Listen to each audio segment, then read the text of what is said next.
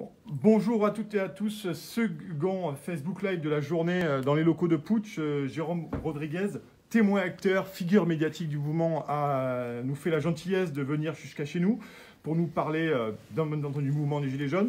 L'acte 18, nous voudrions aussi l'entendre sur les débuts de son engagement, également sur le grand débat national qui a été prorogé par le chef de l'État, et également sur est-il possible ou non aujourd'hui que les figures médiatiques, entre guillemets, puissent se fédérer dans les prochains jours pour donner plus de force au mouvement. Jérôme Rodriguez, bonjour, merci d'avoir accepté notre invitation. Première question. Pourquoi descend-on dans la rue? Pourquoi êtes-vous descendu dans la rue dès le début du mouvement? Qu'est-ce qui vous a poussé à militer et à devenir une figure active? Dans un premier temps, c'est quand j'ai réussi à accéder à une certaine conscience politique avec l'âge, de s'apercevoir en France que depuis que je suis né, en tout cas, que les choses ne vont pas. Donc quelque part, on est peut-être un petit peu gilet jaune depuis plus de temps qu'avant le mouvement. On s'aperçoit de quoi? C'est que j'ai 40 ans aujourd'hui, et comme je l'ai répété sur d'autres plateaux, et que je sais que la phrase a été pas mal reprise, je me considère et je considère les personnes de notre génération et de ma génération comme comme une génération sacrifiée. Sacrifiée parce que depuis le début, depuis que je suis né, depuis que je suis capable de comprendre les choses, on nous parle de crise, et qu'à chaque fois, on n'a jamais eu une période sereine en termes de finances en France, et à chaque fois, on a dû nous faire les fonds de poche, et à chaque fois, un peu plus nous asservir au boulot, tout en nous retirant l'argent qu'on y gagne.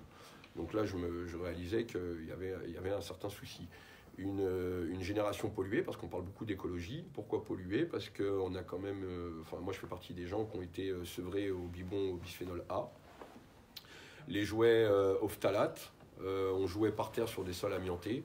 Et puis, on s'est pris de Tchernobyl sur la tête, on nous a foutu du fluor et différents vaccins dans la tronche, on ne sait même pas ce qu'on nous a mis dans le corps.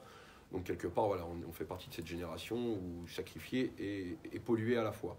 Donc, ce qui nous fait prendre conscience, et ce qui me fait prendre conscience qu'il faut une amélioration des choses à tous les niveaux, pour pouvoir nous aussi bénéficier d'une certaine dignité humaine, et qu'à défaut d'être considérés comme des coûts, qu'on soit considérés comme des producteurs, tout simplement. De l'argent, il y en a, il suffit d'aller les chercher dans les bonnes poches. D'autres pays sont capables de le faire, pourquoi pas nous? Pourquoi ce sont toujours les petites gens, ceux qui font vivre la France et ceux qui font redorer la France à l'échelle internationale, seraient toujours les mêmes qui devraient payer pour les conneries des plus grands? Le renforcement de l'idée d'être gilet jaune aujourd'hui, c'est surtout par rapport à ce qui s'est passé en 2008. Pour moi, on a 10 ans de retard. Les gilets jaunes auraient dû commencer en 2008, quand les banques ont commencé à faire des conneries avec la fameuse bulle financière, où c'était à ce moment-là où on aurait dû agir, quand nous, on nous a demandé de rattraper les conneries des banques et de s'aligner, d'aligner la thune pour pouvoir les sortir de leurs conneries. À savoir que je ne pense pas qu'ils aient eu besoin de nous, parce que du pognon, il y en a. Et surtout quand on sait qu'aujourd'hui, le pognon, c'est simplement des chiffres sur un ordinateur. Donc, enlever ou rajouter un zéro, je ne pense pas que ce soit très, très compliqué. Et pourquoi ce serait à nous de payer pour les conneries des banques? Parce que moi, personnellement, quand je fais une connerie dans mon budget à la